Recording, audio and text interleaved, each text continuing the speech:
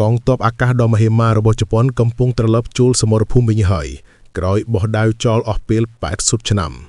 មកវិញលើកនេះមិនមែនគ្រាន់តែតាមសម្ដីអ៊ូតអាងទេតែមកជាមួយនឹងយន្តហោះចម្បាំងបំបាំងកាយមីស៊ីលវាយប្រហាររយៈចម្ងាយឆ្ងាយនិងយន្តហោះប្រយុទ្ធចំនួនទី6ដែលជប៉ុនកំពុងអភិវឌ្ឍមុនសង្គ្រាមលោកលើកទី2ជប៉ុនធ្លាប់មានអំណាចអាកាសខ្លាំងបំផុតមួយនៅក្នុងពិភពលោកដែលណាហ៊ានជាមួយជប៉ុនអ្នកនោះនឹងបាក់ថ្មងកងទ័ពអាកាស Imperial Japanese Navy បញ្ជូនយន្តហោះចម្បាំងពីនាវាផ្ទុកយន្តហោះដើម្បីវាយប្រហារកោះ Hawaii នៅឆ្នាំ1541យន្តហោះ Mitsubishi A6M0 ធ្លាប់គ្រប់គ្រងមេឃ Pacific នៅក្នុងដំណាក់កាលដំបូងនៃសង្គ្រាមប៉ុន្តែឆ្នាំ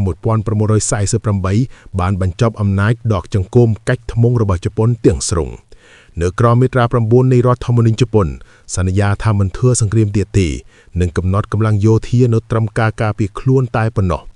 ឥឡូវនេះសមីការបានផ្លាស់ប្ដូរហើយក្រោយការជាប់ឆ្នោតរបស់លោកស្រីសាណាអេថាកាអ៊ីជីជប៉ុនត្រូវរំពឹងថានឹងរួចពីទ្រុងលាក់ត្រចកដោយដកចោលមាត្រាទី9ហើយនឹងកសាងកម្លាំងអាកាសទំនើបបំផុតមួយនៅអាស៊ី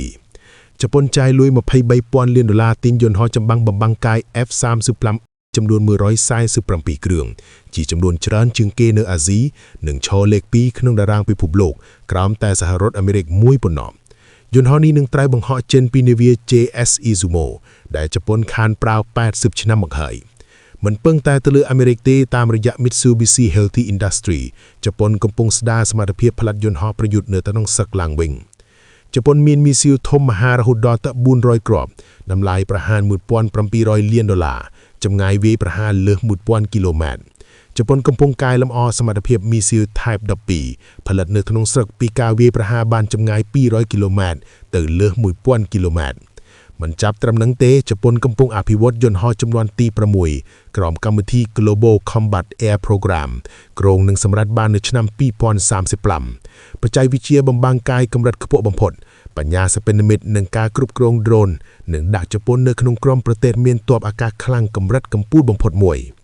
សមត្ថភាពនេះត្រូវបានគាំទ្រដោយថវិកាយោធា$320,000 លានក្នុងផែនការ5ឆ្នាំរហូតដល់ឆ្នាំ2027នេះមានន័យថាជប៉ុននឹងផ្លាស់ប្ដូរតុល្យភាពអំណាចនៅក្នុងអាស៊ីប៉ាស៊ីហ្វិកយ៉ាងខ្លាំងសម្បើមចំពោះចិនវត្តមានរបស់ជប៉ុនចូលសមរភូមិវិញគឺជាសម្ពាធថ្មីលើដែនអាកាសខាងកើតចំពោះកូរ៉េខាងជើងវាជាកត្តាហានិភ័យត្រូវត្រៀមបំរុងឲ្យខ្លាំងជាងមុនចំពោះរុស្ស៊ីវាជាអំណាចបន្ថែមនៅតំបន់ Far East ចំពោះអាមេរិកវាជានិមិត្តរូបសម្ព័ន្ធភាពដែលអាចចែករំលែកបន្ទុកយោធាបានច្រើនជាងមុន81ឆ្នាំជប៉ុនបានសន្យាថាមិនត្រឡប់ទៅជាមហាអំណាចយោធាវិញទេក៏ប៉ុន្តែថ្ងៃនេះកងទ័ពអាកាសដ៏មហិមារបស់ជប៉ុនជាន់សមរភូមិវិញពិភពលោកកំពុងចាំមើលថាតើនឹងមានអ្វីកើតឡើង